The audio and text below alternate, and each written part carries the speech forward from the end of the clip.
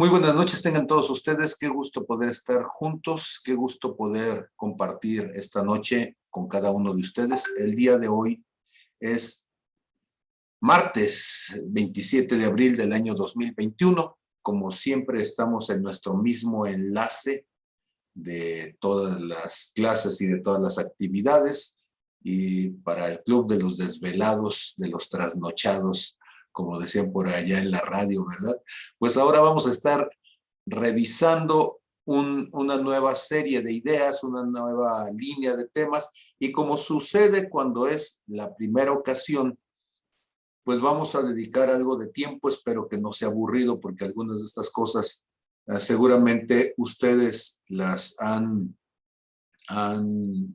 escuchado en algún otro momento, y quizá voy a estar retomando algunas ideas de cosas que he compartido en el pasado, algunas que excesivamente compartimos acá en Redime, algunos por el hecho de estar desde hace poco tiempo en la congregación, pues les serán novedosas, pues casi para ustedes lo vamos a hacer. Los que ya las han escuchado muchas veces, bueno, espero que alguna cosa Dios pueda traer revelación en ellas para que de esta manera entonces pueda hacernos de provecho y de bendición. Vamos a orar y vamos a pedirle al Señor entonces que con su espíritu nos permita, nos ayude para aprender, para tener una mayor revelación. Que Dios nos permita estar atentos y dispuestos en ello. Padre, gracias en el nombre de Jesús, Señor. Te alabamos, te bendecimos, te exaltamos, Señor, por todas las cosas que tú has hecho, por todas las cosas que tú quieres enseñarnos y mostrarnos. Gracias, Señor, porque de todas las cosas que tenemos necesidad, tú siempre estás allí, atento y dispuesto a tomarnos de tu mano, a llevarnos a tu presencia, a revelarnos, Señor, la verdad. Tu palabra, Señor, es la verdad. Y ahora, Señor, en el nombre de Jesús, yo te pido, mi Dios, que sea tu espíritu y no mi voz, que sea tu espíritu, tu palabra, la que traiga revelación a nuestros corazones, y que con ese amor que nos tienes, con esa misericordia que nos muestras, podamos en todo momento manifestar tu presencia en nosotros, en el nombre de Jesús. Amén, amén y amén. Entonces, vamos primeramente a ir a un versículo que seguramente ya ustedes lo han escuchado en muchas ocasiones, ¿sí? Porque de una u otra manera, pues, lo hemos dicho tantas veces. Y entonces, como ya saben, Génesis capítulo 1, verso 26, ¿sí? Es un versículo que es fundamental para poder entonces hablar acerca de lo que es precisamente la creación del ser humano. Y entonces Génesis capítulo 1, verso 26, como punto de partida a esto que vamos a estar hablando. ¿De qué vamos a estar hablando? Vamos a hablar de cómo Jesús es nuestro modelo. Jesús como modelo, y este tema de la modelación lo vamos a tratar de llevar en paralelo con algunas ideas, pero la primera cosa entonces donde vamos a partir es de Génesis 1:26, cuando dice el Señor: hagamos al hombre a nuestra imagen, conforme a nuestra semejanza, y señoríe en los peces del mar, en las aves de los cielos, en las bestias, en toda la tierra, en todo animal que se arrastra sobre la tierra. Y creó Dios a su imagen, a imagen de Dios lo creó, varón y hembra los creó. Ahora, la primera cosa que yo quisiera entonces es revisar la palabra imagen. La palabra imagen es la palabra tselem en hebreo. Tselem, que es un término que literalmente significa sombra. Entonces, cuando la luz es reflejada sobre un cuerpo, y dado que el cuerpo no sea transparente, sino que tenga un nivel de opacidad, eso va a generar entonces un impedimento a que la luz le atraviese, por lo consiguiente tendremos un efecto al que ordinariamente llamamos sombra. Entonces la palabra Selem debería decir, hagamos al hombre a nuestra sombra. Primera palabra curiosa, ¿verdad? Ahora, cuando las sombras son vistas en medio de la penumbra, en las culturas históricas, pues se diría que eso es un fantasma. Ah, qué caray, como que un fantasma. Pues sí, cuando alguien está viendo en medio de un bosque de matorrales y de repente ve algo que pasa, no alcanza a ver la figura completa, entonces la gente en el rancho dirá, yo vi una sombra. O sea, no sabía qué era, pero como que parecía, como que tenía la imagen. De allí que figurativamente podríamos decir que Selem es la ilusión de algo, es algo que tiene un parecido, que tiene una cierta semejanza, sí, pero vamos a utilizar la palabra semejanza más al rato, así que ahorita mejor no la utilizamos. Y entonces es algo que tiene una apariencia que representa la figura o la imagen de algo.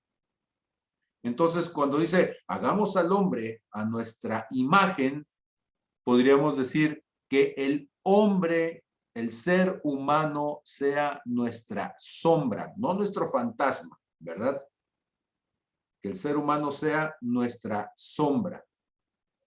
Ahora, la primera cosa que si ustedes lo consideran desde la perspectiva de un pueblo que es un pueblo de gente de campo, ¿sí? Cuando nosotros hablamos del pueblo de Israel, nunca debemos de perder la dimensión de que el Israel histórico es un pueblo de campesinos y de ganaderos.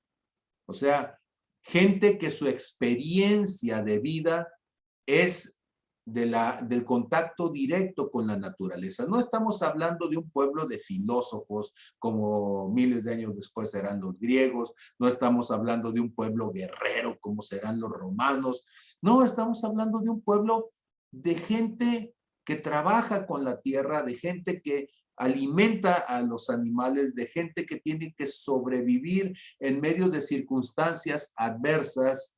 Y si usted me lo permite, es un pueblo con el pensamiento poético de la gente de campo. Y entonces, ¿qué podríamos decir nosotros de una sombra? ¿Qué podríamos decir nosotros de una sombra? Pues que la primera cosa que se me ocurre es que nunca vas a encontrar una sombra sola si no hay un cuerpo, un objeto, un algo que la origina. ¿De acuerdo? Y entonces, si ustedes me lo permiten, diríamos que la relación entre la sombra y aquel objeto que la proyecta, bueno, que sirve para su proyección, están íntimamente ligados. No hay posibilidad de separarlos. No hay una posibilidad de disociación. No existe la sombra solamente en el cuento de Peter Pan, pero no existe una sombra que ande por ahí volando sola. Y si nosotros fuimos llamados a ser Selem de Dios, la primera cosa, la primera idea, ¿sí?, es que nosotros no podemos existir, nuestra misma existencia por definición está ligada a la presencia misma de Dios. ¿Van conmigo? Entonces, Selem, una sombra. Nosotros somos entonces una parte de representación, somos la proyección misma de la presencia y de la existencia de Dios. Una segunda idea que podríamos decir en cuanto a la sombra es que la sombra va a adoptar el perfil, aunque dependiendo de del área de proyección, del espacio de proyección, se podrá distorsionar. Pero un objeto, cuando es iluminado entonces por una fuente luminosa, valga la redundancia, y se proyecta, por ejemplo, sobre una pared, la sombra va a guardar una cierta proporción, una correspondencia en sus rasgos generales con aquel objeto que lo proyectó. Y entonces, si estamos hablando de una persona y está parado y tiene las piernas abiertas, se puede notar también las piernas abiertas en la sombra. Y si la persona mueve sus brazos, la sombra se mueve en sincronicidad con aquel que la está proyectando. Y eso es hermoso cuando uno lo piensa desde un pueblo de campesinos, ¿sí? Porque lo que están diciendo es que cuando Dios se mueve, me muevo yo, porque yo soy su sombra. Cuando Dios hace un gesto, me muevo, también hago el gesto yo, ¿sí? O sea que estoy tan íntimamente ligado, ¿sí? Que sus gestos y sus acciones, ¿sí?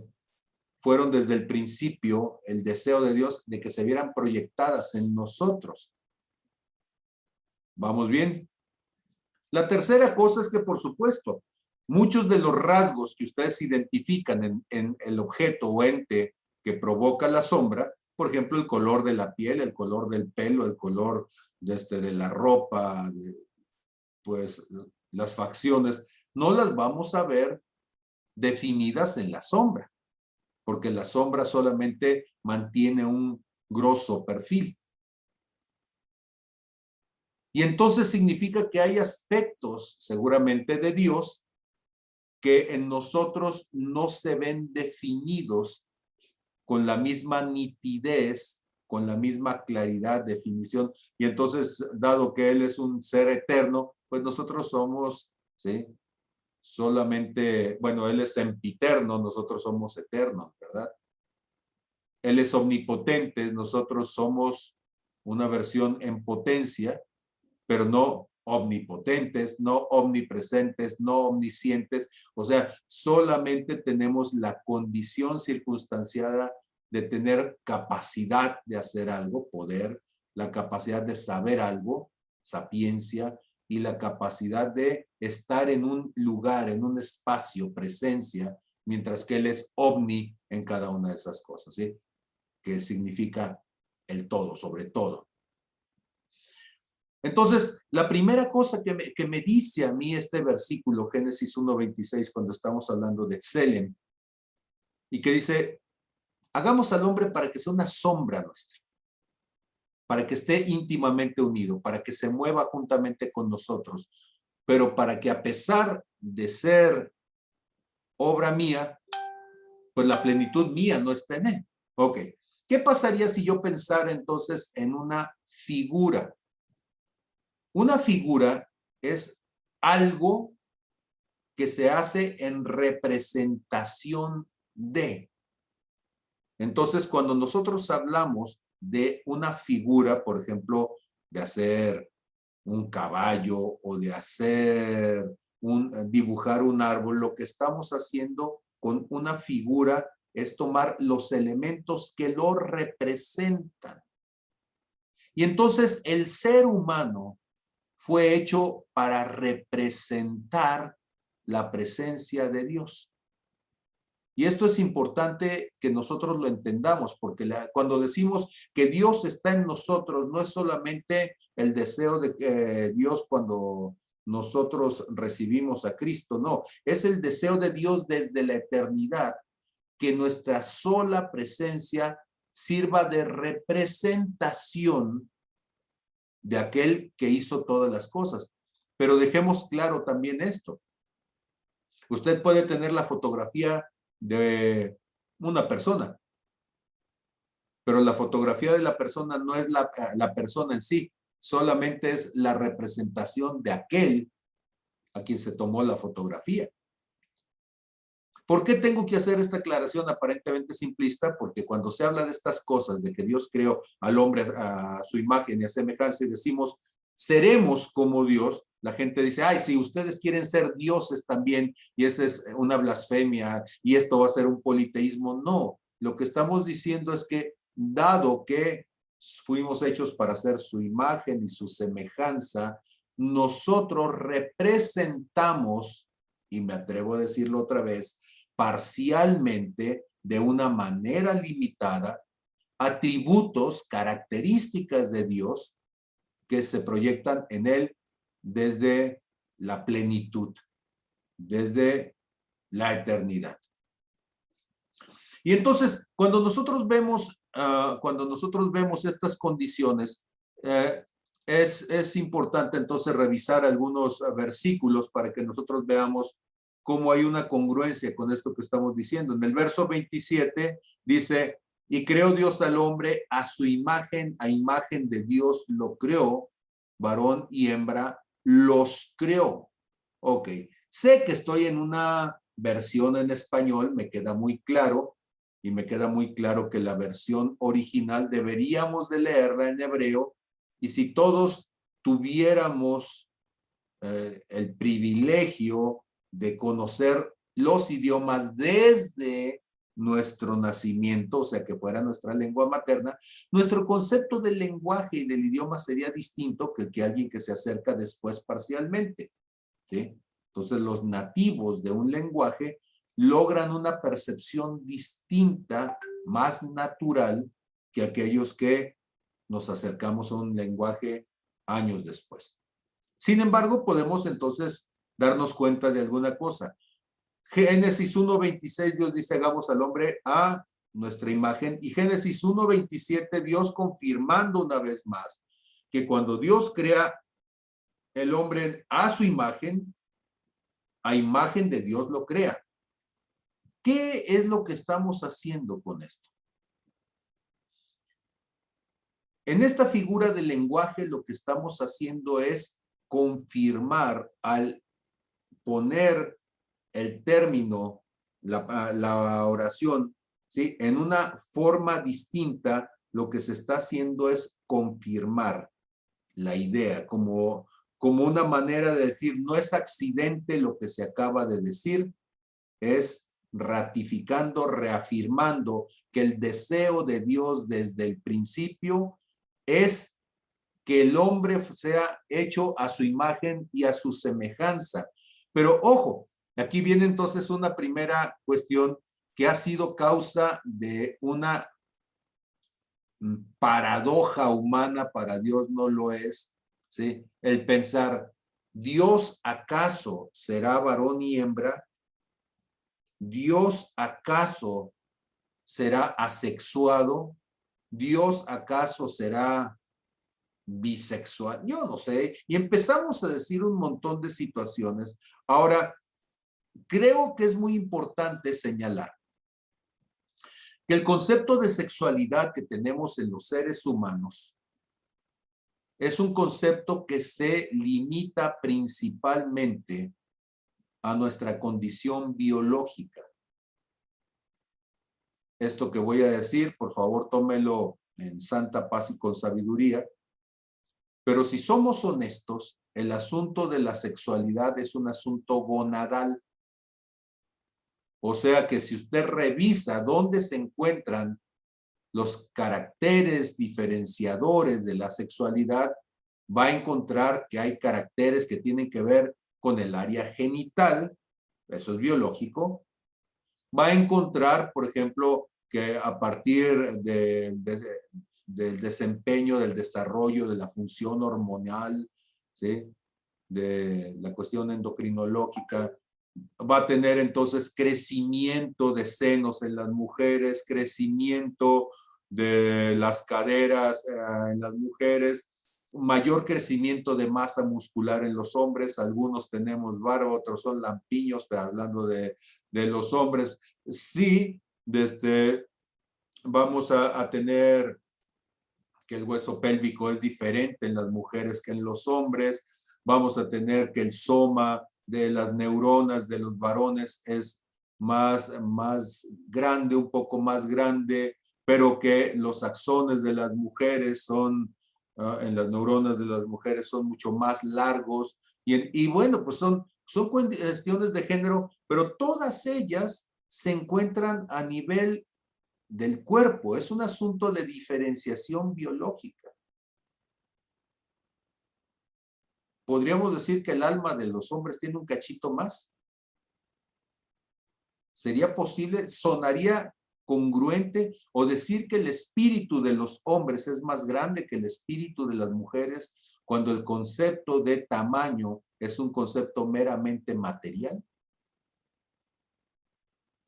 Entonces, hacer este señalamiento va en relación a que cuando en Génesis 1:27 Dios dice, lo hizo a su imagen y semejanza, bueno, a imagen de Dios lo creó, varón y hembra los creó, o sea que somos como seres humanos la imagen y semejanza de Dios independientemente de nuestra condición biológica.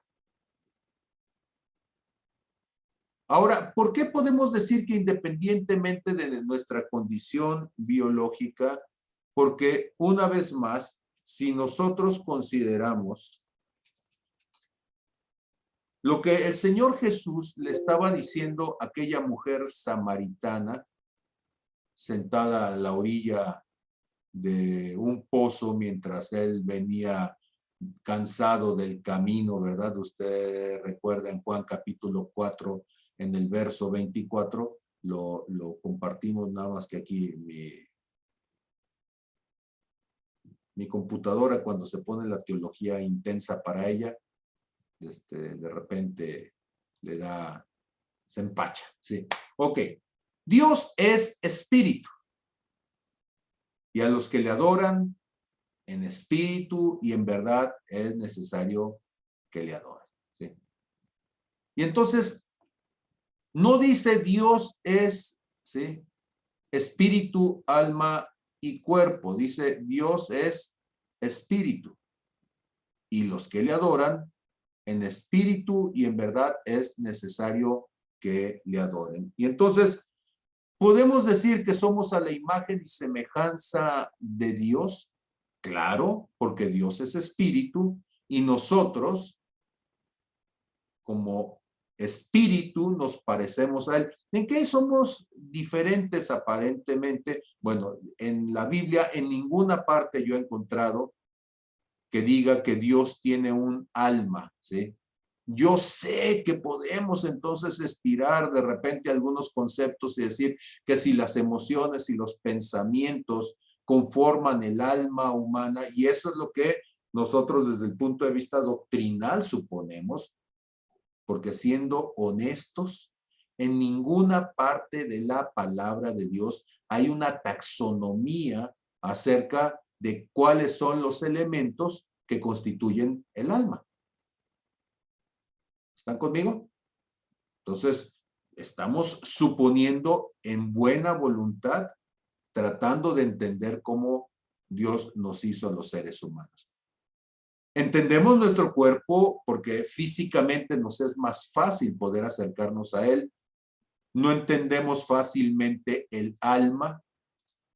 En algunas ocasiones les he contado que la palabra alma en griego se dice psuke, que en realidad el término significa mariposa, porque para los griegos al momento de que una persona moría era como una mariposa que deja la crisálida, deja su cascarón, ¿sí?, y se va volando, y entonces en realidad el cuerpo que tenemos pues es la crisálida donde la mariposa, el gusano, se está transformando en un ser que a través de una metamorfosis está cambiando su condición, le están saliendo alas y que en el momento de la muerte saldrá elevándose por los cielos. Y bueno, una metáfora poética, y de esa metáfora es que se toma entonces el término psuke para hablar del alma.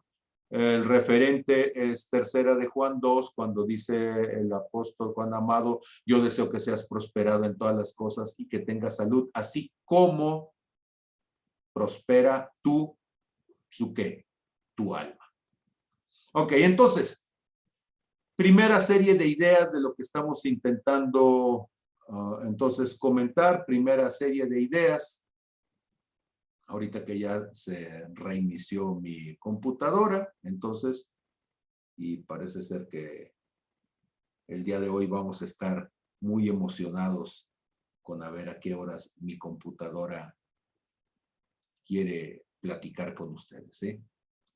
Muy bien, entonces, si nosotros consideramos, como decía, si nosotros consideramos Génesis capítulo 1 en el verso 26 y 27, ¿qué es lo que encontraremos? Encontraremos que desde el principio, cuando Dios hace todas las cosas, lo que Dios está buscando entonces es que el ser humano sea semejante a Dios.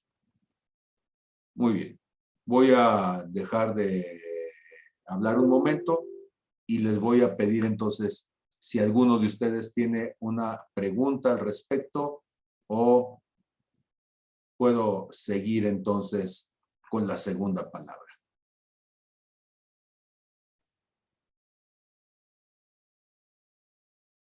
A la 1, no hay manitas levantadas. A las 2, no hay manitas levantadas. A las 3, muy bien. Entonces, seguimos con la siguiente palabra. La siguiente palabra, cuando dice hagamos al hombre a nuestra imagen, ¿sí? Habíamos dicho que la palabra imagen era selem. La segunda palabra es la palabra semejanza, demut. Y para los hebreos, la palabra demut significa parecido, ¿sí? Concretamente significa modelo, forma. Entonces, uno era la figura y el otro es la forma, y entonces está hablando de la apariencia, está hablando del aspecto, está hablando, ¿sí?, de aquello en donde tú puedes identificarlo y tú puedes decir, ah, este se parece a. Por eso algunas veces lo traducen diciendo, se parecerá a nosotros. Tendrá la misma apariencia. Desde hace tiempo yo les he dicho que imagen, selem y semejanza, dijimos demut, nos daba la idea de que la imagen tiene que ver con el ser y la apariencia tiene que ver con el hacer. El ser y el hacer de Dios. El ser y el hacer de Dios. Y decir que somos con él correspondientes en cuanto a nuestro ser, significa entonces que la entidad de Dios como espíritu es la misma que nos constituye a nosotros como espíritu. Y entonces ahora viene una situación interesante, porque primera de Juan capítulo 4, verso 8, estoy aguantándome compartir y mover porque no quiero que se me vuelva a trabar mi Biblia, porque aquí traigo algunos de mis apuntes que preparé. Entonces, se los voy platicando, ¿sí?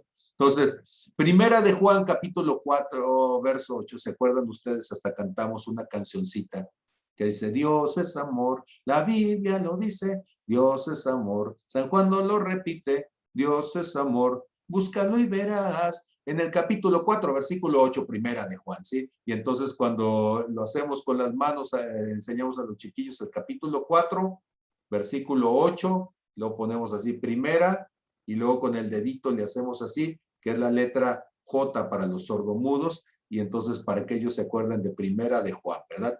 Y entonces en el capítulo 4, versículo 8, primera de Juan. ¿Qué dice? Pues que Dios es amor, ¿sí? Entonces,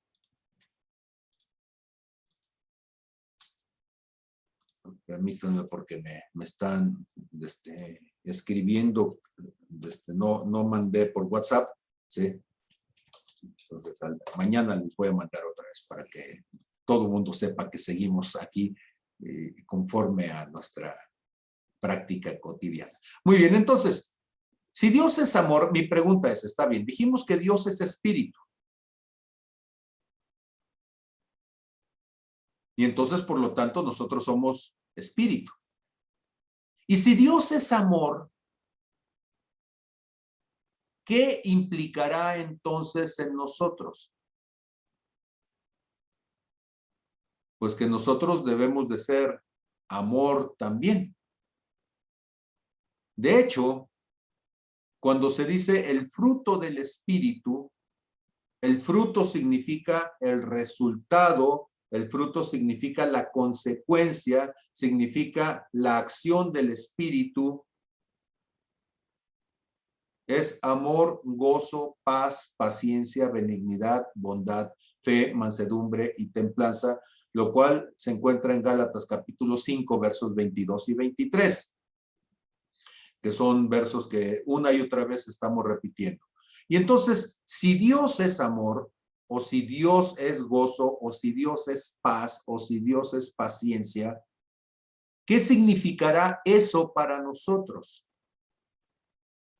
Podría decir conmigo, si estuviéramos en la congregación, le diría, diga conmigo, yo soy amor, gozo, paz, paciencia, benignidad, bondad, fe, mansedumbre y templanza, porque eso es lo que mi Padre es y yo fui hecho para ser su semejanza, ¿sí? Demut. Yo soy de la misma condición, ¿sí? Selem, demut, el ser y el hacer de mi Padre. Y entonces las cosas que mi Padre hizo, yo las puedo hacer, ¿sí? Las cosas que mi Dios hace, yo las puedo hacer, ¿sí? Porque finalmente cada uno de nosotros, ¿sí? Cada uno de nosotros fuimos hechos para manifestar como una sombra lo que Dios es. Y entonces, si ustedes fueran a Juan capítulo 5, verso 20, dice, porque el Padre ama al Hijo y le muestra todas las cosas que Él hace, y mayores obras que éstas le mostrará, de modo que ustedes se maravillen. Y entonces cuando Él está diciendo que Él nos muestra todas esas cosas, ¿sí? Y que esas cosas que Él hace, nosotros las podemos ver y maravillarnos con ellas, ¿sí? Lo que nos está diciendo entonces es que quiere ponernos ejemplo, ¿sí? Ahorita ando acá con otra vez trabada la computadora. Ustedes no se preocupen, ¿sí? Aquí el Señor nos irá diciendo. Y ahora con el teléfono, sí. Dice Juan 14:12, les digo la verdad, ¿sí? Todo el que crea en mí hará las mismas obras que yo he hecho y aún mayores, porque voy a estar con el Padre. Entonces, no solamente son las cosas que el Señor hace, sino que además son las cosas que por verlas voy a tener la capacidad entonces de poder manifestarlas y de hacer las cosas que Dios quiere. Entonces, cuando nosotros estamos hablando de todas estas cosas, debemos de darnos cuenta cómo el anhelo de Dios es que a través de nosotros la presencia de Dios sea manifestada. En Romanos capítulo 8, gracias Señor. En Romanos capítulo 8, ustedes encontrarán que el anhelo ardiente de la creación, ¿sí? Dice el verso 20, a ver, dice, dice el verso 19, porque el anhelo ardiente de la creación es el aguardar la manifestación de los hijos de Dios. O sea, Dios está esperando que este versículo que decíamos en Juan 14:12, las cosas que yo hago ustedes las harán y aún mayores.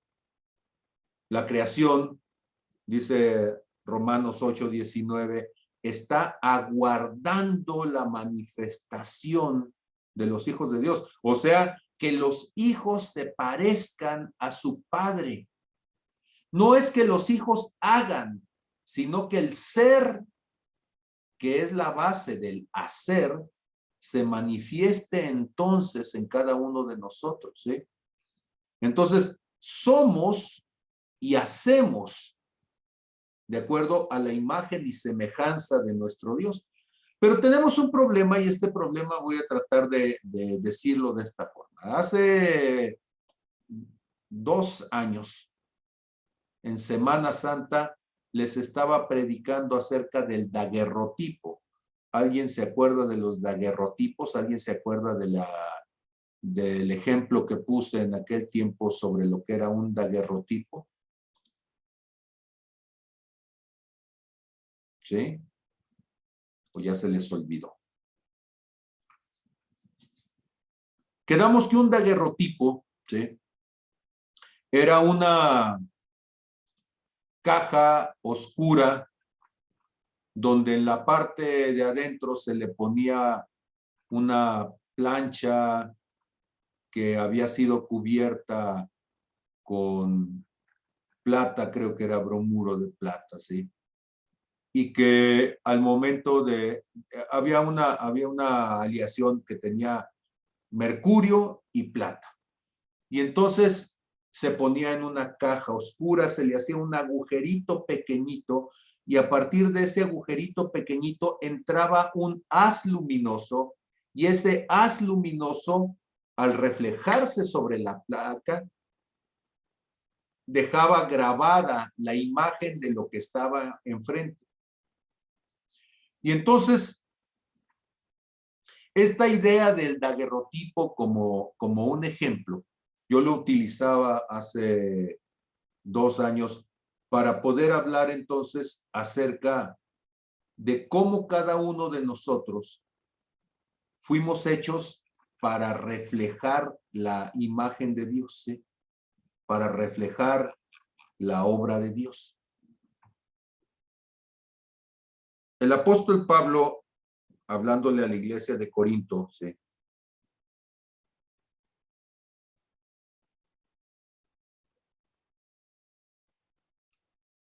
nos dice en 2 de Corintios, capítulo 3, ¿sí?, en el verso 18. Por tanto, nosotros todos, mirando a cara descubierta como en un espejo la gloria del Señor, somos transformados de gloria en gloria en la misma imagen como por el Espíritu del Señor. Y yo quisiera que este versículo lo pudiera dejar grabado en su corazón, 2 de Corintios 3:18. Y que lo dejara por allí en sus apuntes con esta imagen de lo que es un daguerrotipo. Voy a intentar ver si no se vuelve a trabar esta cosa, ¿sí?, y ponerle una imagen de un daguerrotipo por aquí. Voy a usar aquí la famosa Wikipedia, ¿sí? Ok. Y aquí tenemos el daguerrotipo. Entonces, una caja oscura donde en la parte de adentro tenía una placa donde había una mezcla, bueno, de plata con mercurio, ¿sí? Y al dejar entrar un pequeño haz luminoso a través de este espacio, lo que se podía entonces reflejar allí, ¿sí?, era una imagen. Normalmente los primeros daguerrotipos fueron cosas estáticas, alguna imagen de, como en este caso, unos adornos, unos cuadros por allí, ¿sí? Y son las primeras imágenes que el ser humano pudo captar, ¿sí? Imágenes, por ejemplo, desde una ventana, un paisaje, donde ciertos aspectos, por supuesto, pues no se verán con detalle, pero la intención entonces de todo ello era poder mostrar, ¿sí?, con este daguerrotipo, que es el inicio de la fotografía, cómo a partir de la aleación que se tiene, con un poco de luz en un ambiente oscuro, la imagen se queda grabada. Y se va a grabar de acuerdo al modelo que tengas enfrente. ¿Qué es la vida espiritual? La vida espiritual es meterse al cuarto oscuro, que es el espacio donde tú te metes con Dios. Abrir una pequeña rendija, un pequeño agujerito, donde la gloria de los cielos va a entrar y donde se va a manifestar entonces en tu vida. Pero hay un problema, y el problema ¿cuál es? Si somos honestos, el problema de cualquier cámara es que la cámara únicamente retrata lo que tienes enfrente. Porque la adoración lo que hace es retratar lo que tienes enfrente. Dios nos hizo como si fuéramos una película sensible entonces, y pues insisto en que estoy utilizando solamente la metáfora, pero Dios nos hizo entonces como si fuéramos una película sensible, para que en esa película sensible nosotros pudiéramos hacer, ser grabados con lo que nosotros elijamos tener al frente. Y eso es tremendo, ¿sí? Porque si ustedes revisan Éxodo capítulo 32, se van a encontrar ustedes con que los seres humanos, aquellos que habían salido de la esclavitud, van al desierto, y mientras Moisés está en el cuarto oscuro, dejando que Dios grabe en él la imagen de su presencia, y por eso viene Moisés con el rostro brillando, acá abajo están en una exposición de fotografía, ¿sí? En una bacanal, donde están entonces ahora en medio de una orgía y adorando a una imagen que se acaban de hacer. Están adorando a un becerro de oro, y yo siempre digo un buey porque en nuestra cultura suena más fuerte, ¿no? Porque cada uno adora aquello en lo cual se refleja. Yo adoro al Hijo de Dios para convertirme en un hijo de Dios. Pero hay quien adora un buey y termina como buey, ¿sí? Porque finalmente tu adoración te transforma, que es lo que estaba diciendo Segunda de Corintios, capítulo 3, verso 18. Porque todos nosotros, cuando miramos a cara descubierta, así como en un espejo, así como un daguerrotipo, así como esa imagen con mercurio y plata, la gloria del Señor, vamos a ser transformados, vamos a ser impresos de su presencia, vamos a ser revelados de la gloria de Dios, ¿sí? En la misma imagen. Y entonces, este concepto que es fundamental que ustedes lo puedan tener conmigo, es cómo el modelo que tú eliges es aquello en lo que tú te transformas. El modelo que tú meditas, el modelo que tú pones delante, es aquello en lo que tú te transformas. Por eso el modelo de Jesús es fundamental. La forma en que tú concibes a Jesús, la forma en que tú interpretas la vida de Jesús es fundamental, porque terminarás convirtiéndote en aquello que es lo que tú pones delante. Entonces, a ver, tomo una vez más un momento para preguntarles entonces qué piensan acerca de esto que estoy diciendo. ¿Qué me dicen ustedes?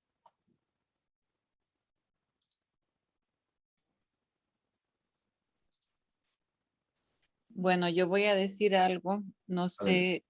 sé si estén de acuerdo conmigo o no, pero yo pienso que cuando Dios habla acerca de algo, en su tiempo ya está hecho, pero no en el nuestro. No quiere decir que en el nuestro esté hecho. Entonces, cuando Él dijo, hagamos al hombre a nuestra imagen y semejanza, que, bueno, se acabas de explicar que imagen es más bien como una sombra. aún así como una sombra, de cualquier manera, en el tiempo de Él, porque para Él no hay tiempo, Él no existe el tiempo, no está limitado como nosotros, ya está hecho. Pero para nosotros, no quería decir que cuando creó a Adán y Eva ya estaban hechos igual que Él, sino que estaban iniciando esa transformación de la que estás hablando y todavía no la terminamos. O sea, la humanidad estamos en ese proceso y como humanidad y como individuos también estamos en ese proceso. Creo que si Adán y Eva ya hubieran sido en ese momento en que él dijo, hagamos al hombre a nuestra imagen y semejanza, si ya hubieran sido a su imagen y semejanza o aún a su sombra, no hubieran pecado, ¿sí? Entonces, pues eso es lo que yo quería comentar nada más. Creo que estamos en ese daguerrotipo todavía y todavía no se termina de plasmar esa imagen. Apenas estamos en ese proceso que para él ya está hecho, pero para nosotros está tomando mucho tiempo. Ok, una pregunta nada más para clarificar. ¿Qué papel tiene el libre albedrío en la realización del pecado?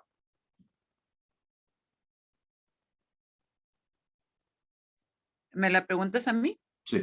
Sí. Bueno, yo creo que el libre albedrío, es esa libertad que Dios nos ha dado de escoger seguirlo o no seguirlo. Él mismo lo ha dicho, y lo dice a través de su palabra, desde que hablaba a los hebreos por medio de Moisés, Sí. escoger a quién seguir, ¿verdad? Y él está separando el trigo de la cizaña, y al separar el trigo de la cizaña, más que nada es quiénes lo quieren seguir y quiénes no, quiénes quieren ser hijos de Dios, quiénes quieren ser hijos del diablo. Él mismo les puso ese título a algunos. Jesús, cuando estaba hablando con algunos, les dijo, ustedes son hijos del diablo, porque ellos habían escogido serlo. Yo pienso que en ese proceso también nuestro libre albedrío también tiene que ver, una vez que escogemos ser hijos de Dios, también el proceso va a ser más lento o va a ser más rápido, va a tener menos o más consecuencias dependiendo de nuestras elecciones diarias, porque es un proceso en el que tenemos que estar decidiendo diariamente e intencionalmente eh, caminar en esas decisiones. Ujú. No sé si contesté tu pregunta. Sí. El asunto es este, que lo que parece mostrarnos la palabra es que pecado tiene que ver con una decisión tomada conscientemente en contra de Dios. Y que pecado es un asunto que no surge del corazón de Dios ni de la intención de Dios, sino que surge de la intención de la criatura que decide libremente oponerse a lo propuesto por Dios, lo establecido por Dios. Y entonces podemos darnos cuenta de cómo Satanás pecó siendo un espíritu y de cómo el ser humano pecó siendo una criatura humana, con una diferencia entonces del querubín protector en cuanto a cuerpo, seguramente alma, sí. Y entonces podemos ver que el hecho de que el pecado exista no tiene que ver con la forma en que Dios nos hace, sino con las decisiones que tomamos. ¿Por qué es importante para mí señalar esto? Porque aparentemente lo que falta para que el proceso de que seamos hechos a su imagen y semejanza no es tanto lo que Dios tiene que hacer con el ser humano, sino lo que el hombre tiene que decidir consigo mismo en su caminar con Dios.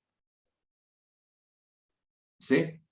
Y no estoy hablando que el hombre tenga el poder en sí, como Dios de tronando los dedos a transformar al ser humano, sino lo que estoy hablando es que nuestro camino a la manera de Cristo, de La palabra es upakoe, se traduce como obediencia, como sujeción, como sumisión en honra a Dios.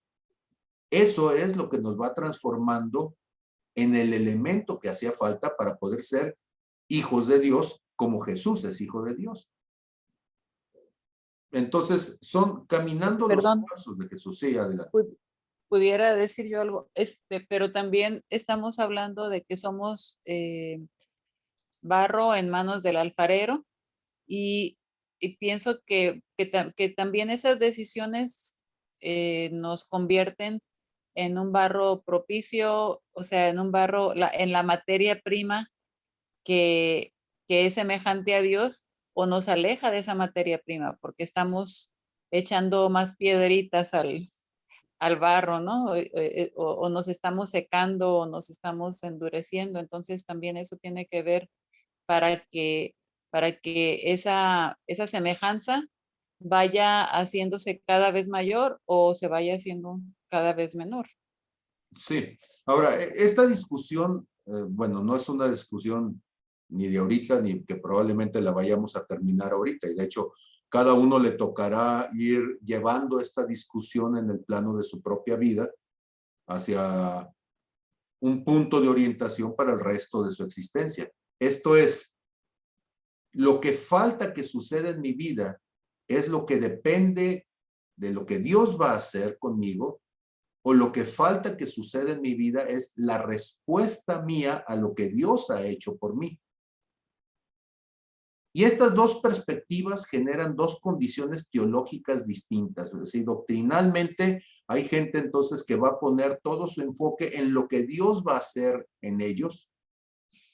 Y hay gente que va a poner su enfoque en que Dios ya hizo la parte de lo que quiere hacer y ahora lo que falta es la parte humana de ser correspondiente a la acción de Dios. Yo debo de ser honesto al decir que yo soy de la segunda vertiente. O sea, yo creo que la muerte de Cristo es suficiente para mí, que el dotarme de su Espíritu Santo es suficiente y que lo que falta ahora es que yo asuma en mi vida cotidiana la muerte de Cristo, la comunión con el Espíritu Santo y que a partir de eso vaya llevando mi vida a la cruz y siendo transformado, renovado, renacido en el poder de su Espíritu. ¿Sí? Y bueno, seguramente esto puede dar para un buen debate en algún momento de cómo cada uno lo ve. ¿Por qué me inclino en esta segunda vertiente? Por el hecho de que uno de los grandes problemas que yo veo en la vida espiritual, en el cristianismo histórico, es el no asumir la responsabilidad de nuestros actos y de nuestras decisiones y en lugar de eso proyectárselas a Dios, haciendo un descargo de conciencia al ser humano, ¿sí? Y hay mucho de calvinismo en eso, ¿sí? Entonces, este asunto de que yo soy salvo, haga lo que haga, me pone en una condición, desde mi punto de vista, en irresponsabilidad ante las decisiones que debo de tomar. Entonces, le voy poniendo piedritas y piedritas y digo, bueno, o sea, al final tú tienes el mazo de todos modos gigantesco que todo lo hará polvo y bueno, tú me santificarás y me transformarás. Esto finalmente es importante también porque depende de la forma en que yo conciba el proceso de Cristo, también eso va a hacer que yo asuma ese proceso para vivir mi vida, ¿sí? En la manera en que debo de andar sobre la faz de la tierra, ¿sí? Y entonces, a ver, déjenme ver si esta cosa ya me deja trabajar. Primera de Juan, capítulo 2, verso 6, dice, el que dice que permanece en él, debe de andar como él anduvo. El que dice que permanece en él, debe de andar como él anduvo. ¿Qué implicación tiene esto? Pues que yo debo de vivir como vivió Cristo, debo de pensar como pensó Cristo, debo de tomar decisiones con el mismo nivel de prioridad que para Cristo tuvieron sus propias decisiones. O sea, hay un momento en mi vida donde yo debo decir, en los negocios de mi padre o en lo que es importante para mi padre, a mí me conviene estar, porque Jesús así lo hizo. Tomar entonces a Jesús como modelo significa cambiar mis principios, cambiar los paradigmas a través de los cuales yo tomo decisiones para asumir en mí la responsabilidad de mi vida, como Cristo en su momento asumió la responsabilidad de su propia vida, ¿sí? Ya está trabada otra vez mi cosa esta, y entonces mis apuntes, discúlpenlos porque tengo que retomarlos, ¿sí? Al aire. En Hebreos vamos a encontrar en Hebreos capítulo 10, verso 9, ¿sí? El siguiente versículo, ¿sí? Cuando dice, he aquí que vengo, oh Dios, para hacer tu voluntad, ¿sí? Dice, quítalo primero para establecer esto último, ¿sí? En el verso 7, que es el que estaba buscando inicialmente, perdón, dice, he aquí que vengo, Dios, para hacer tu voluntad, como en el rollo del libro está escrito de mí. Imagínense a Jesús leyendo la palabra, leyendo los rollos de los profetas, ¿sí? Los rollos de la ley, y tomándolos como referente en su vida y diciendo, yo voy a cumplir la voluntad, yo voy a hacer aquello a lo cual tú me llamaste, Señor. He aquí que vengo, oh Dios, para hacer tu voluntad, como en el rollo del libro está escrito de mí. Jesús fue tentado en todo, como nosotros. ¿Cuál es la diferencia? Que no pecó. Tomó una decisión, ¿sí? Que es una decisión que nosotros, en nuestro desconocimiento, pues no la tomamos. Bueno, vamos a decir que por ignorancia, pero ¿cuántos años tenemos en el camino del Señor?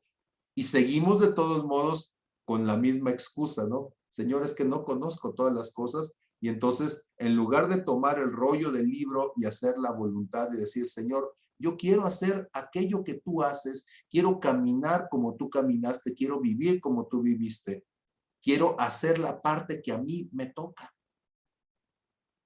Y entonces, el problema con todo esto, finalmente, en esto que estoy intentando expresar, es que los modelos de vida que tomamos normalmente no son el modelo que tiene que ver con la forma en que Jesús reaccionaría.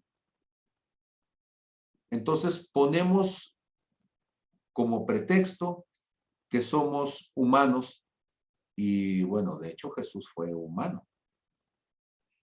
Y me van a decir, sí, pero es que él era Dios, sí, pero dice que siendo en forma de Dios no estimó el ser igual a Dios como cosa que aferrarse, sino que se despojó a sí mismo tomando condición de hombre, y en esa condición de hombre se hizo siervo, haciéndose obediente hasta la muerte y muerte de cruz, por lo cual Dios le exaltó hasta lo sumo y le dio un nombre que es sobre todo nombre, para que en el nombre de Jesús se postren todos, ¿sí?, los que están en el cielo, en la tierra y debajo de la tierra, y que toda lengua confiese que Jesús es el Señor, para la gloria de Dios Padre.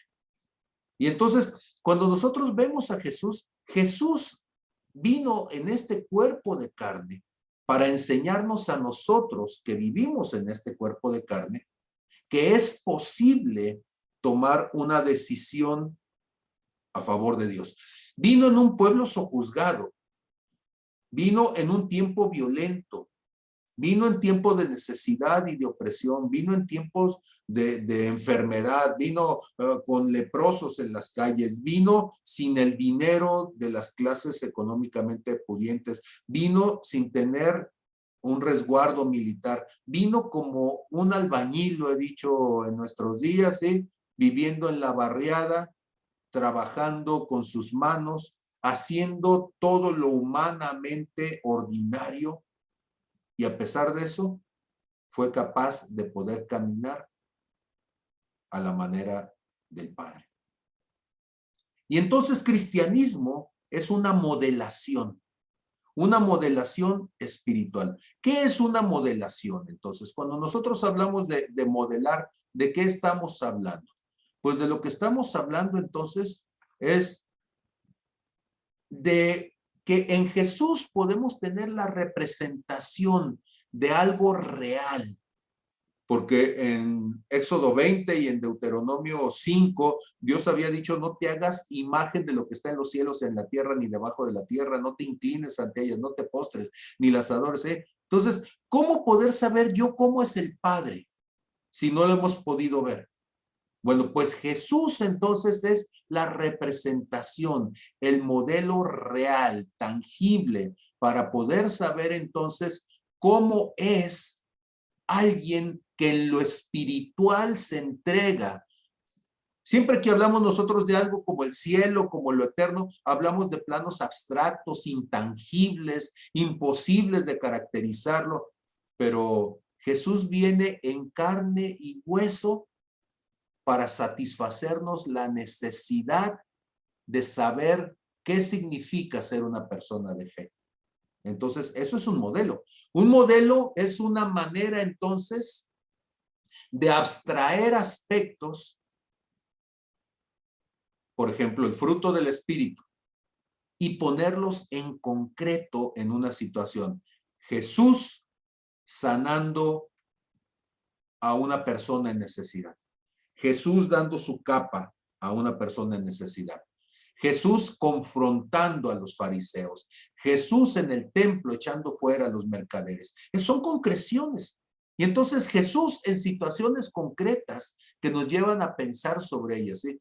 Jesús como profeta, Jesús como evangelista, Jesús como pastor, Jesús como maestro, Jesús el apóstol trayendo equilibrio. ¿Sí? Los modelos entonces van a ser también instrumentos que nos van a ayudar a predecir formas, comportamientos, conductas que no hemos podido observar. Y entonces nos preguntamos, ¿qué haría Jesús en esta situación? ¿Cómo se comportaría Jesús en un conflicto familiar?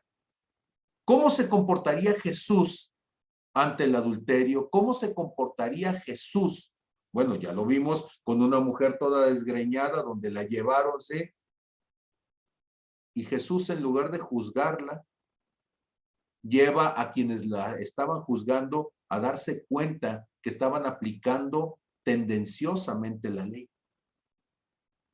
Jesús muestra su misericordia, no juzgándola, su empatía, pero al mismo tiempo no tuerce la escritura al decirle, yo tampoco te juzgo.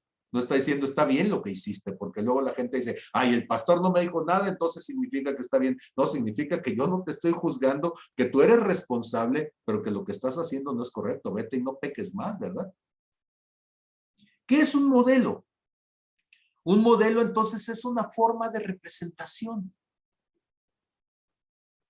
Un modelo, entonces, es un elemento auxiliar de parte de Dios. ¿Cómo que un elemento auxiliar? Sí, todo el Antiguo Testamento la gente no entendía lo que significaba ser un creyente, donde ser un creyente es ser un hijo de Dios. Y dice uno, ¿qué significa ser un hijo de Dios? Ahí tienes a Jesús. Él es el prototipo, el modelo de lo que significa ser un hijo de Dios. Entender cuál es la experiencia en el mundo de Jesús. Jesús como peregrino, como extranjero sobre esta tierra, pues nosotros, según Hebreos 12, somos extranjeros, peregrinos en esta tierra. ¿Sí? Jesús es un punto intermedio también para nosotros. ¿Un punto intermedio de qué? De nuestra vida terrena en una aproximación a lo eterno. ¿Cómo debemos de vivir con la mirada puesta en los cielos, pero con los pies sobre la tierra? ¿Sí? No gravitando medio metro del suelo y sintiéndonos de otro mundo, no. Cansados del camino, con los pies llenos de polvo, con las manos llenas de callos del trabajo, pero al mismo tiempo con un corazón que irradia espiritualidad, ¿sí? Y entonces nos va a permitir, ¿por qué no? Teorizar muchas veces, ¿sí? Pensar, inducir formas de comportamiento que la Biblia no son claras cuando hablamos del corazón de Dios, sí, pero al verlo en carne y hueso en Jesús, podemos entenderlo. Podemos bajarlo al plano de lo humano. Y entonces Jesús nos va a permitir que esta realidad que es tan compleja se vuelva simple. Y que esta realidad nos permita descubrir entonces formas distintas de relacionarnos con las personas, formas distintas de relacionarnos con el bien y con el mal. Porque de repente nosotros hablamos, por ejemplo, de la guerra espiritual, y cuando tú ves a Jesús haciendo guerra espiritual, lo que está diciendo escrito está. Y enfrentándose simplemente a Satanás en el desierto diciendo escrito está. Con su autoridad sobre sí mismo, tomando responsabilidad sobre sí mismo para ponerle un límite a Satanás en su vida y que Satanás entonces tenga que huir. Jesús entonces nos va a permitir enseñar también. La vida de Jesús es un modelo pedagógico, porque a través de la forma en que Jesús habla con aquellos que son gente de campo, que son pescadores, que son gente de una formación sencilla dentro del contexto social, nos muestra cómo el Señor va a utilizar modelos que son simbólicos para representar cosas que son intangibles. Y dice, el reino de los cielos es como alguien que sale a sembrar. El reino de los cielos es como una semilla. El reino de los cielos es como una moneda perdida. El reino de los cielos es como una perla de gran precio. El reino de los cielos es como un tesoro escondido. Y lo que está haciendo entonces es generar un modelo pedagógico para que nosotros en Jesús podamos ver que no necesitas ser un erudito, necesitas entender de forma profunda, de forma docta, si ustedes quieren, con entendimiento, las complejidades del mundo, pero expresadas en términos sencillos, cotidianos. Y entonces, ¿cómo vamos a entender lo que es el espíritu, si el fruto del espíritu o los dones del espíritu? Pues a partir del día de hoy quiero empezar a hablar de ellos desde Jesús. ¿Cómo vamos a entender lo que son los perfiles ministeriales? Pues a partir de esta clase quiero hablar de ellos desde Jesús. O sea, Jesús como un evangelista, Jesús como un profeta, como un maestro, como un pastor. Para que entonces en Jesús podamos ver todas estas cuestiones. Porque además, si somos honestos, muchas doctrinas han sido puestas fuera del contexto, porque en ninguna parte de la Biblia dice que nuestro llamado es ser un pastor, no, nuestro llamado es ser como Jesús, imagen y semejanza.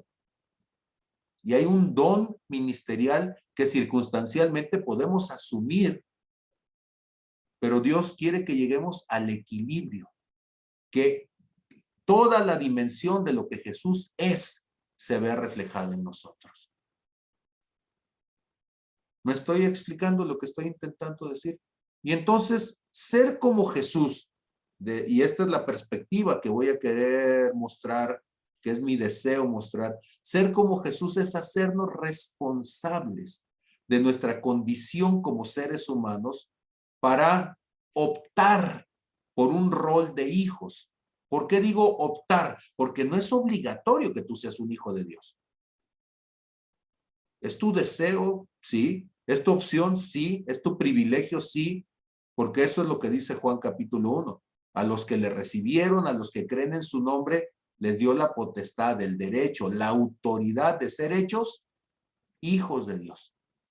Pero el que no quiere, no. Entonces, lo que Dios ha hecho hace 2000 años en la cruz está a la espera de que yo aquí y ahora lo vuelva realidad en mi vida. que decida entonces, en medida de la revelación, decida situarme como un hijo, haciendo a un lado entonces toda actitud y postura de orfandad. Quitar entonces una visión equívoca, lastimera, miserable de la orfandad, de la bastardía, quitar esas maldiciones de mi vida, optando por la bendición de ser hijo. Segunda cosa, ¿sí? Lo hemos dicho una y otra vez, asumirme en la posibilidad de convertirme en un amigo de Dios, sabiendo que el Padre, no solamente como Padre, sino que quiere ponerse cercano a mí, abrir el corazón, ya no llamarme siervo, sino llamarme amigo. Ponerme en ese nivel de intimidad, donde todo lo que Él sabe, todo lo que está en su corazón, me lo quiere dar a conocer. Y entonces, si soy amigo de Dios, dejo de estar en competencia con otros, dejo de estar envidiando a otros, pero me convierto en el tercer nivel en un colaborador con Dios. Y colaborar significa que conozco su corazón y hago la obra de Dios. Pero la obra de Dios comienza conmigo, porque yo soy obra de Dios. Y si yo puedo transformar la vida de este Pablo Cancino para convertirse entonces ya no en un estorbo, sino en un sumergo, en un colaborador, en alguien que camina junto al otro, que toma el yugo y que lo lleva, entonces puedo de una u otra manera ayudar a otros a ir tomando su propio lugar. Ya no estoy entonces en competencia con nadie, ya no estoy tratando de ponerle freno y mi limitación a nadie, estoy tratando de impulsar a cada uno a buscar el llamado, a fluir en los dones, a desarrollar el fruto del Espíritu en la manera en que Dios quiere. Eso es lo que a partir entonces de esta clase voy a estar intentando llevar a cabo. Entonces, como decía al principio, hay algunos de estos elementos que los he hablado en más de alguna ocasión. Y la intención entonces con todo esto es hacer la propuesta, si ustedes les parece, si están de acuerdo que podamos ir entonces en esa dirección. Y como lo hemos comentado, pues esa dirección además es hacia donde queremos llevar a Redime como congregación. ¿Sí? Que podamos ver manifestado el fruto del Espíritu, los dones del Espíritu, el llamado ministerial, y que cada uno entonces como ministro de Dios pueda ministrarlo a otros conforme a la multiforme gracia de Dios. Amén. Escucho sus comentarios.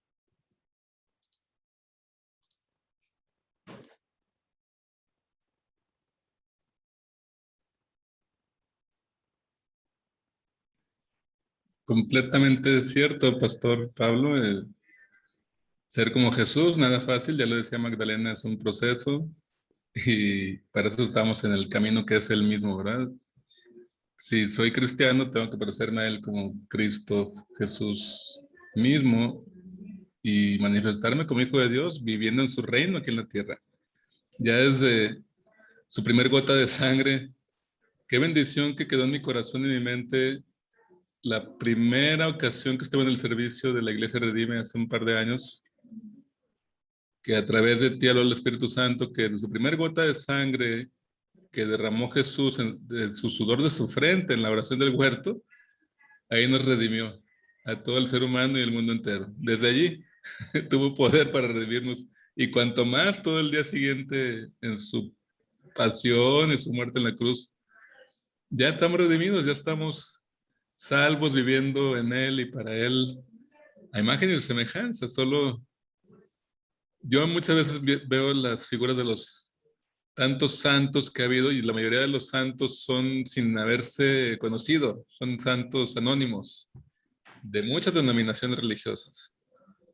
Santos que viven de acuerdo a la imagen de Dios, en santidad, o sea, en alegría, en gozo, en paz, en todas las virtudes que acabas de tú mencionar. y hacia allá vamos, ¿verdad? Es maravilloso como el decirle sí, ya no regresarse ni quedarse parado, ni irse para un lado u otro, como bien dice también su palabra, no te muevas ni a izquierda ni a derecha, ¿verdad? Sino seguir en él caminando. Por eso a mí me da mucha alegría y agradecido con Dios, pues, de estar aquí en su camino a través tuyo de esta iglesia Redime. Amén. Amén. Gracias, gracias. Gracias.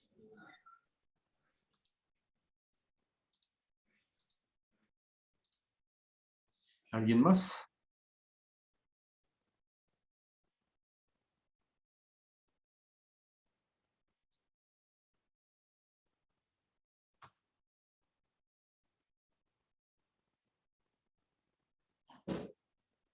Adelante, Berta. Creo que más que proceso se trata ya de tomar decisiones, como lo comentabas, ya en este punto, y lo que Dios ha querido siempre es que tomemos decisiones desde que el momento que Él ha depositado su espíritu en nosotros, ha depositado en nosotros también esa misma autoridad de que nosotros podamos hacer las mismas cosas que Él hizo.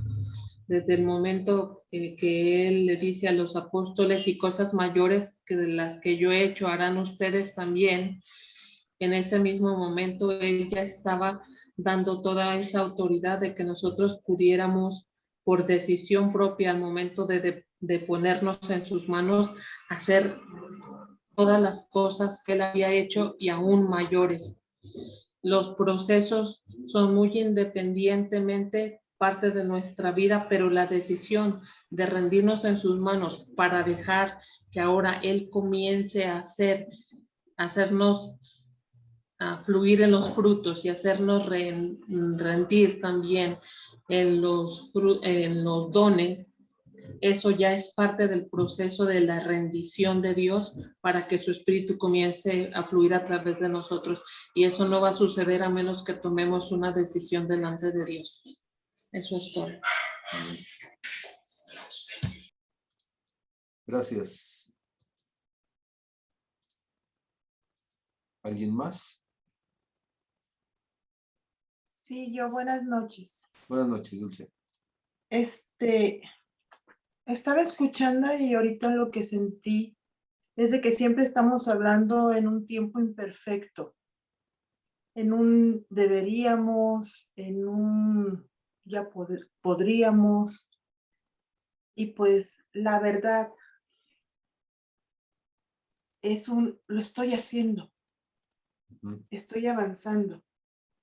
He escuchado el mensaje y no va a ser una semilla que va a caer entre piedras. Ya pasó esa temporada, ya pasó esa época.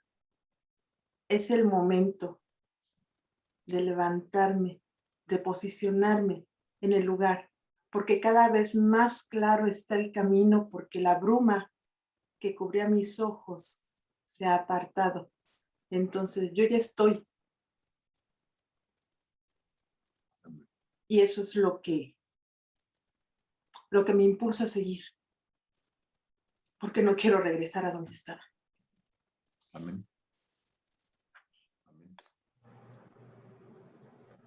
Fernando, Adelante. primero, para mí, y hablo por mí, es conocer verdaderamente la vida de Jesucristo a través del estudio de la Biblia. Escuchaba Dulce, pues yo estoy en ese proceso, ¿sí?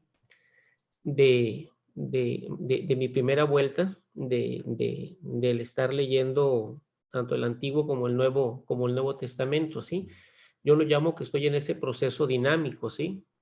Porque yo no puedo hacer algo si no tengo el conocimiento previo.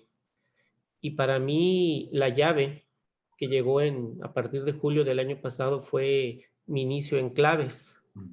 Fueron los cimientos de mi formación y de mi despertar, ¿sí?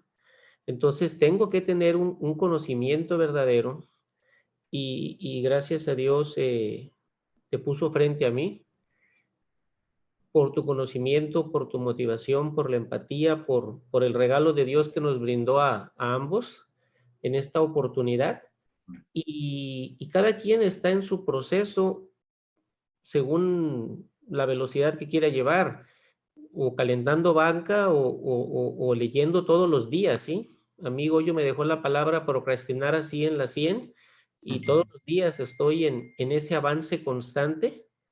Me siento muy contento porque acabo de verlo, de cómo Josué pasó a cuchillo de 31 reyes y todo, ¿no? Entonces, pues de pronto vemos las cosas bonitas de Moisés, pero no las que no son tan bonitas, lo cabezón. Vemos a Josué y hablamos una cosa, pero también vemos el Dios de guerra y todo, ¿sí? Entonces, para mí es súper importante tener conocimiento. Por mi profesión tal vez lo digo, de que tengo que tener una preparación, una formación como médico para después, porque yo atiendo vidas, pero también al transmitir la palabra de Dios todavía se vuelve más delicado porque estoy tocando espíritus y almas con mi palabra y puedo ser hombre de Dios o puedo ser un manipulador, que es lo que yo no quiero ser. Entonces, para mí este día de hoy tiene mucho significado porque ya de días atrás se viene manejando qué iglesia queremos, qué camino queremos, y yo estoy en el camino correcto y dando frutos ahorita y espero darlos cada día de mejor calidad conforme vaya aprendiendo, entendiendo y creciendo en esto. Amén. Gracias. Amén, así sea. Lore, te escuchamos, gracias. Gracias, Lore. Bueno, usted hacía una como pregunta, algo así. Jesús nos dio su vida y con su sacrificio le bastaba a usted. Pues a mí también, a todos. Ahora que tomar decisión, pues ¿cuál decisión? Yo me pregunto, ¿cuál decisión debo de tomar? Pues si yo ya le di mi vida. O sea, a mí brinque y salte dijera una hermana una hermana decía, brinque y salte, este puerco o estas carnitas, pues no hay que, no tiene de otra, pues, o sea, ¿cómo? Si ya le di, le quito otra vez. Ahora, una cosa es que vamos aprendiendo, descubriendo cosas en nuestra vida y pues vamos asimilándolas y pidiéndole a Dios su gracia y acomodándolas, integrándolas a nuestra vida. Pero pues no hay decisión. La decisión ya fue tomada. Él me dio su vida y yo le di la mía, tan. Para mí, pues, ¿para dónde? ¿A dónde le doy? Si alguien me dice que si le doy para otro lado voy a ser feliz, pero no voy a ser feliz.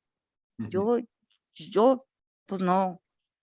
Lo que voy aprendiendo, pues sí, ahí voy, y que pues sí me dan miedo, hay cosas que aprendo y todo, pero pues ahí voy, es todo. Muy bien.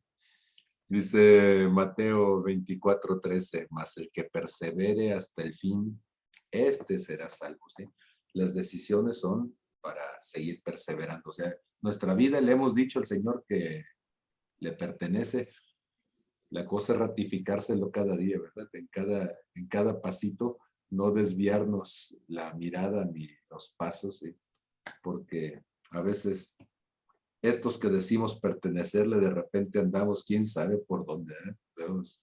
Se nos rompe el hilo al papalote y andamos por ahí nomás dando maromas. Entonces, pues la idea es mantenernos. Muy bien, pues siendo las 10 de la noche y habiéndoles escuchado, entonces les agradezco mucho y vamos entonces el día de mañana ya a ir entrando en aspectos más particulares, y de las cosas que vamos a empezar a ver es este asunto entre dones, lo que es los dones del Espíritu y el fruto del Espíritu, para empezar a separar esta parte. Cuándo es que Dios se manifieste, cuándo es que nosotros, a partir de lo que Dios ha hecho, nos manifestamos también, ¿sí? A veces esperamos que sea Dios el que ame en nosotros, cuando somos nosotros los que tenemos que tomar la posición de amar. Somos nosotros los que tenemos que tomar la posición de estar en paz, de manifestar, ¿sí?, el gozo. Y entonces vamos a hablar del fruto del Espíritu, entonces, y de los dones del Espíritu como un primer punto de acercamiento. Y pues yo espero que en todo esto vayamos clarificando cuáles son los puntos de la responsabilidad personal y de la responsabilidad de Dios. Les agradezco muchísimo, entonces, por haber estado en esta noche. Grabamos esto y se los mandamos con todo gusto. ¿Listos? Bendiciones a todos. Gracias y buenas noches.